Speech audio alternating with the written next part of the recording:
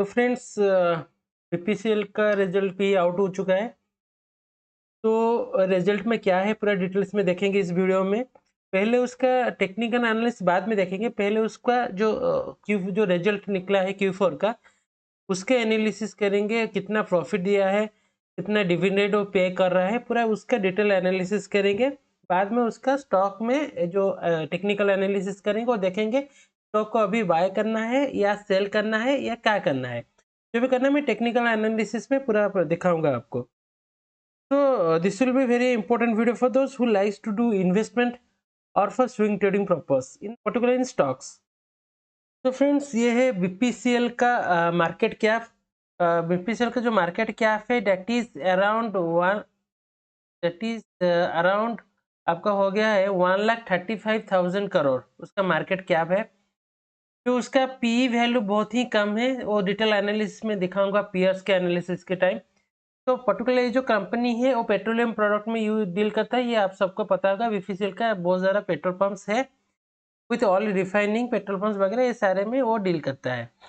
तो अभी चलते हैं, मैं उसका जो दिखा देता हूँ एनालिसिस दिखा देता हूँ पीयर्स का। अगर मैं उसका पीयर्स एनालिसिस यहाँ पर आपको दिखाऊंगा तो आपको देखने को यहाँ पर मिलेगा ओनली 9.93 है उसका P value, with compare to other company जो भी है, जैसे कि अपना रिलायंस इंडस्ट्री है, आईओसीएल है, एचपीसीएल है, एमआरपीएल है, सीपीसीएल है। ये सारे कंपनी से अगर कंपेयर करेंगे तो इसका जो है पी वैल्यू सबसे कम है। दैट मीन्स ये जो स्टॉक है उसका जो वैल्यू यहाँ पे चल रहा है वो वैल्यू कम प्राइस में हमको मिल रहा है, मीन्स डिस्काउंट प्राइस में मिल रहा है with compare to its profitability. उसके प्रॉफिटेबिलिटी हिसाब से उसको कंपेयर करें तो प्राइस बहुत ही कम है स्टॉक के लिए। तो अभी मान लो ये डिस्काउंट प्राइस में अभी मिल रहा है तो स्टॉक को एक लॉन्ग टर्म बेनिफिट्स हमको दे सकता है ये स्टॉक। तो फ्रेंड्स अभी मैं आपको दिखाता हूँ उसका जो क्वार्टरली रिजल्ट मिला है। डायरेक्ट प्रॉफिट एंड लॉस दिखाता हूँ, ईयरली प्रॉफिट एंड लॉस दिखा देता हूँ। देखो ईयरली प्रॉफिट एंड लॉस दिखाएगा तो लास्ट ईयर जो भी प्रॉफिट है उससे थोड़ा सा कम हुआ है। लास्ट ईयर 26,000 था, अभी उसका हाफ हो गया 13,000 समथिंग हो गया। लेकिन अगर मैं कंपेयर करूंगा 23 को ओनली 2,000 के आसपास प्रॉफिट था, जो बढ़ के 26 हो गया था। एक्चुअली क्या होता है कि ये जो स्टॉक है बीपीसीएल, जैसे कि बीपीसीएल हो गया, एचपीसीएल हो गया, ये सारे कंपनी क्या है कि डायरेक्ट डिपेंड करते हैं जो क्रूड प्राइस है, क्रूड ऑयल का प्राइस है उसके ऊपर डिपेंडेंट है। तो जब भी वो प्राइस इधर उधर होता है उसका प्रॉफिटेबिलिटी के ऊपर उसका असर पड़ता है।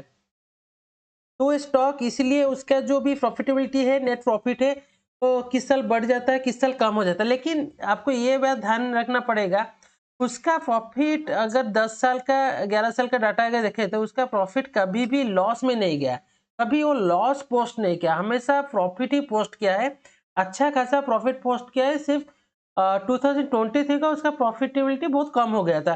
बाकी अगर दूसरे साल हम कंपेयर करें तो बहुत अच्छा प्रॉफिट है पोस्ट करते आ रहे हैं, लगातार प्रॉफिट को पोस्ट करते आ रहे हैं, कोई भी लॉस मेकिंग ईयर उसका नहीं रहा है। ठीक है, तो ये था उसका पूरा जो प्रॉफिट एंड लॉस एनालिसिस। अभी देखेंगे उसका जो डायरेक्ट टेक्निकल एनालिसिस देखेंगे। देखिए अगर मैं यहाँ पर आपको टेक्निकल एनालिसिस दिखाता हूँ तो देखिए ये वीकली लगा दिया, वीकली चार्ट यहाँ पर लगा हुआ है। तो वीकली चार्ट में आप देखेंगे तो यहाँ पर एक रेजिस्टेंस जोन था और एक रेजिस्टेंस जोन है और नीचे एक सपोर्ट जोन है, उसके अंदर ये स्टॉक इधर उधर हो रहा है। पहली चीज ये है। तो मैं अगर डेली चार्ट में कन्वर्ट कर लेता हूँ, डेली चार्ट में आप अगर देखेंगे यहाँ पे एक ट्रेन लाइन का रेजिस्टेंस लेके ये डायरेक्ट नीचे आ रहा था। ठीक है, वो काफी बार रेजिस्टेंस लेके नीचे आया, फिर लगभग जब यह इस पॉइंट में आ गया, यहाँ से फिर ऊपर गया, फिर ट्रेन लाइन को ब्रेक करके अभी ऊपर जा रहा है। तो अभी जैसे कि ये स्टॉक काफी ऊपर आ चुका है, ये जो सपोर्ट से अभी रेजिस्टेंस के पास जा रहा है, तो अभी इमिडिएटली मैं बाय करने के सजेशन नहीं दूंगा। अगर आपको बाय ही करना है तो आप थोड़ा सा इंतजार करिए, जब स्टॉक इसी ट्रेंड लाइन के आसपास मिलेगा कभी भी आपको, तो वहां पर बाय कर सकते हैं।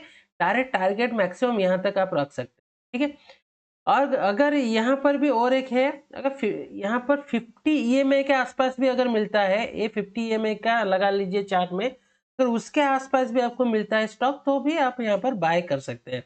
आपका मैक्सिमम जो टारगेट रहेगा यहाँ तक उसका टारगेट आपको रहेगा भारत पेट्रोलियम का। तो अगर वीडियो आपको जानकारी से भरपूर लगा है तो वीडियो को लाइक करना मत भूलिए। Thank you.